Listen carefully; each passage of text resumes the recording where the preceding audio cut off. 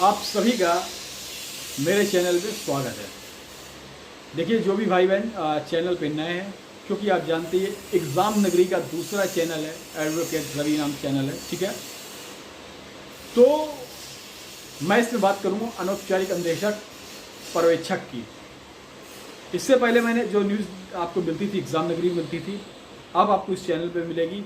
तो सबसे पहले जो भी भाई बहन है चैनल पे नए हैं, जिन्होंने अभी तक चैनल को सब्सक्राइब नहीं किया वो सब्सक्राइब कर लें, ठीक है। अगर हम अनौपचारिक अन्वेषक पर्यवेक्षक की अगर हम बात करें तो इसकी मैंने ए 1-1 अपडेट मैंने दी है। जब से आप देखें, जब से ऑर्डर जारी हुए या भी कोई कोर्ट केस हुआ, आपको एग्जाम नगरी चैनल से मिलती रही, अब इस चैनल से भी मिलती रहेगी, दोनों चैनल से मिलती रहेगी। बस चैनल आपको देखिए, मैं ये कहना चाह रहा हूँ कि बहुत से भाइयों को फ़ोन भी आ रहा था, मेरे पास फ़ोन आया कि क्या सर, क्या जो याची थे क्या उन्हें ही लाभ मिलेगा। तो मैं सबसे पहले कह देता हूँ कि देखिए, कोर्ट का नियम होता है, जो कोर्ट में सबसे पहले जाता है कोर्ट उसी को लाभ देती है सबसे पहले, ठीक है। क्योंकि जिसने प्रेयर की है, अपनी व्यथा कोर्ट को बताई है, तो उसका जो आदेश होगा तो पहले जो वादी पक्ष गया है उसके साथ जो अन्य हैं, अन्य जो याची वगैरह जिसमें सम्मिलित हैं, वो उसके बाद जो ऑर्डर आएगा उससे जो और भी साथी होंगे जो इससे रिलेटेड होंगे वो भी जाएंगे।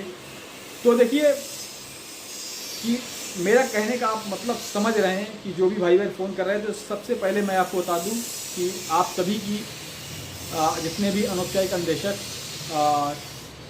पर्यवेक्षक हैं, उनकी एक याचिका क्या special appeal defective Balen Rai Prasad जी की जो का जो सिंगल बेंच का जजमेंट का ऑर्डर था जो उनके पक्ष में आया था, उसी को सरकार ने चैलेंज किया था, जिसकी सुनवाई हो रही कंटिन्यू, नवंबर से हो रही इसी कंटिन्यू सुनवाई, और काफ़ी लंबा केस चला, ठीक है।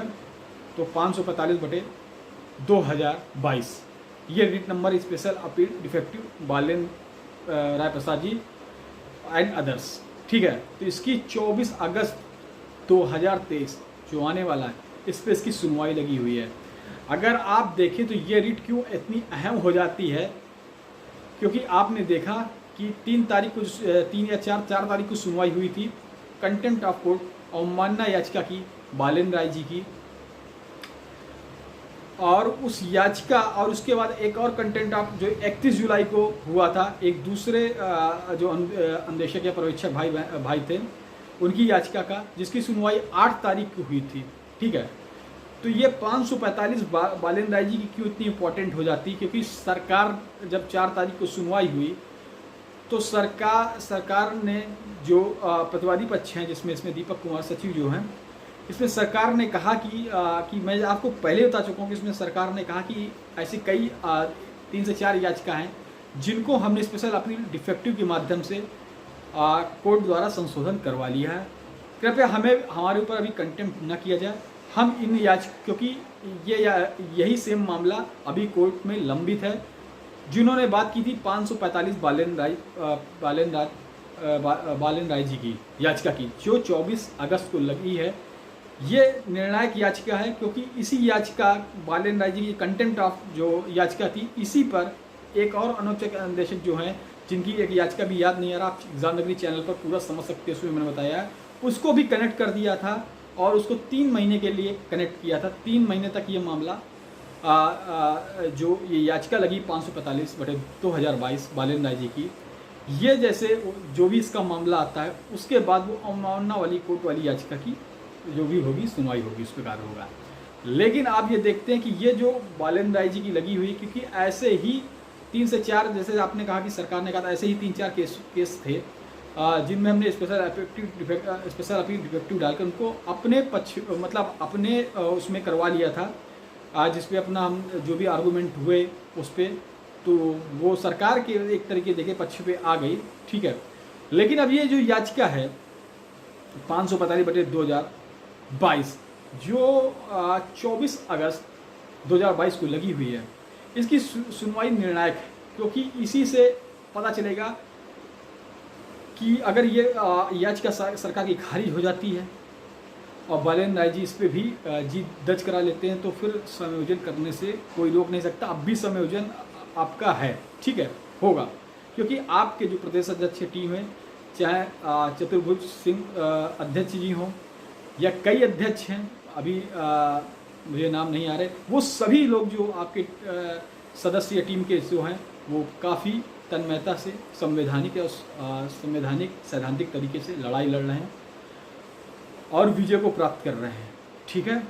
तो 24 अगस्त को जैसी भी कोई जानकारी निकलेगी हम आपको सबसे पहले जानकारी देंगे। एग्ज़ाम नगरी एडवोकेट रवि चैनल जो है, रवि नाम से ये चैनल, इससे जानकारी मिल जाएगी, एग्ज़ाम नगरी से भी जानकारी मिल जाएगी आपको, दोनों से जो भी जानकारी होगी। देखिए, क्योंकि मेरे पास इतना ही कि जैसे कोर्ट से कोई भी आदेश लेटर आता है उसको पढ़कर हमको आपको बता देना, जो मेरी समझ से होगा उतना, ठीक है।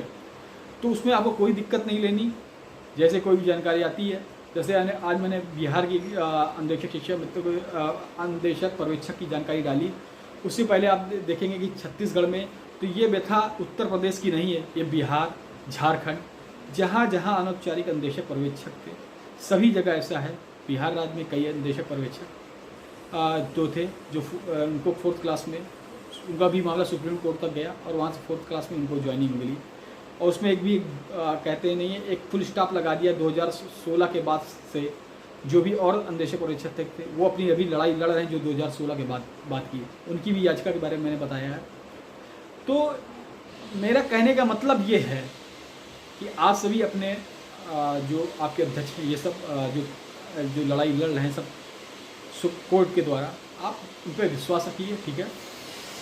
आपको जीत मिलकर रहेगी, ठीक है, क्योंकि मैंने देखा है कि एक याचिका नहीं है अन्वेषक पर्यवेक्षक की, कई याचिकाएं हाई कोर्ट में दाखिल हैं और कई कंटेम्प्ट हुए हैं। जैसे कंटेम्प्ट याचिका 2-3 तो कंटेम्प्ट याचिका मैंने खुद देखी, खुद उसके बारे में बताया। उसके अलावा कई कंटेम्प्ट याचिका जो सुप्रीम कोर्ट गई, जिसको सरकार सुप्रीम कोर्ट ले गई, वहाँ भी सरकार को सुप्रीम कोर्ट से भी कोई राहत नहीं मिली, और एज इट इज़ जो आदेश आया था सुप्रीम कोर्ट से भी उन्होंने सरकार को कहा कि आपको ऐसा पालन करना चाहिए, ठीक है, वहाँ से भी सरकार को कोई राहत नहीं मिली। तो मेरा कहने का मतलब आप सभी भाई बहन समझ रहे हैं। बस कोई भी जानकारी होगी आपको चैनल बताता रहेगा। बस आप सभी भाई से यही आशा है। जिन्होंने अभी तक चैनल को सब्सक्राइब नहीं किया, सबसे पहले सब्सक्राइब करें, लाइक शेयर कर रहे। धन्यवाद।